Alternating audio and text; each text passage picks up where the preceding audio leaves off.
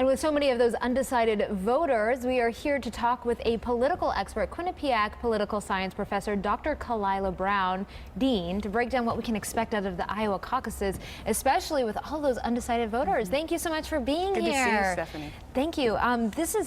It's great to have you because you're just a wealth of knowledge. When you see how close the Republican race is at this point and how many people are in it, I mean, what do you think is going to happen? Well, I think it's pretty clear that Donald Trump is the front runner, but it's really a race for number 2 and number 3 at this point. And what's key, it's Sunday morning. A lot of people are getting ready for church. Donald Trump picked up a big endorsement this week from Jerry Falwell Jr., heads the largest Christian university in the world. And that can encourage a lot of people to see Trump as more conservative than a Ted Cruz. Is there something that the candidates can do themselves, though, to push themselves ahead? It's a ground game. You have to get people to the caucus. So it's not enough to get people to a rally. You have to get them in the room to debate with their neighbors and to actually cast that ballot. It is such an interesting way of deciding candidates, having a caucus.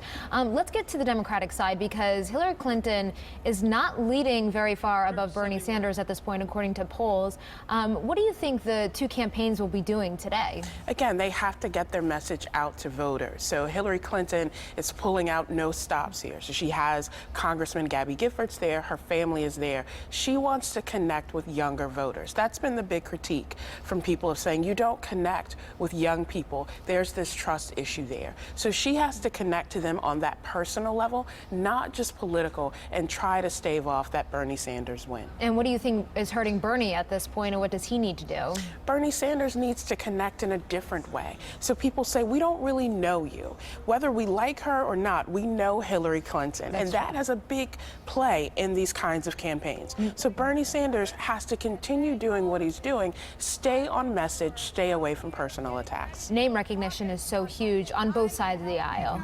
Name recognition can get you voters, but it also gets you campaign dollars. And this will be the most expensive race we've ever seen in this country. Wow. Is that true for every presidential campaign? It just gets more and more expensive? It increases, but when you have Supreme Court decisions that say money is speech, then it allows more people, more corporations to flood money into the race. Now, how much does Iowa mean to the presidential race compared to New Hampshire? I know New Hampshire, obviously, a very important deciding state when it comes to the primaries. Iowa really sets the tone, so it lets people know who's a viable candidate, who needs to withdraw from the race and put their support behind another candidate within their party.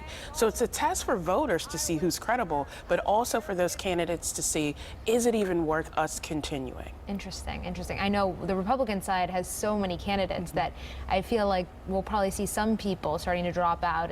Would you say that's true? Over the next month, this is really the critical time when you'll see candidates saying, we cannot sustain this. We don't have the money and the resources to continue, but it's best for the party. And that's what you're hearing a lot of now. If you drop out, will you pledge your support to the party's nominee? Or will we overcome that divisiveness that we've seen really on both sides? Anything locally here in Connecticut, any endorsements that have been interesting for So you? big endorsements over the last 2 weeks. Some Connecticut state reps and senators putting their support behind Bernie Sanders. And it was really surprising for some people, given the governor's support of Hillary Clinton very early on. And so the question is, will that impact voters here in Connecticut? Will they see that as a sign that, hey, maybe Bernie Sanders can appeal to us? Maybe he is concerned about the types of issues we face in Connecticut. Those candidates are running to be president of the U.S., not just president of their state. Does that say anything about our local Democratic Party? Well, I think it makes it very clear that people are able to think on their own, that they're thinking about their constituents. So what may be of concern to people in New Haven County may not play out the same way in Fairfield County or up in Hartford. So it's really about what's key at home. Well, thank you very much. Great information. Thanks, So Stephanie. interesting to talk with you, Dr. Khalyla Brown-Dean from Quinnipiac University. And for more information, if you'd like to watch this interview again, you can head to our website, WTNH.com.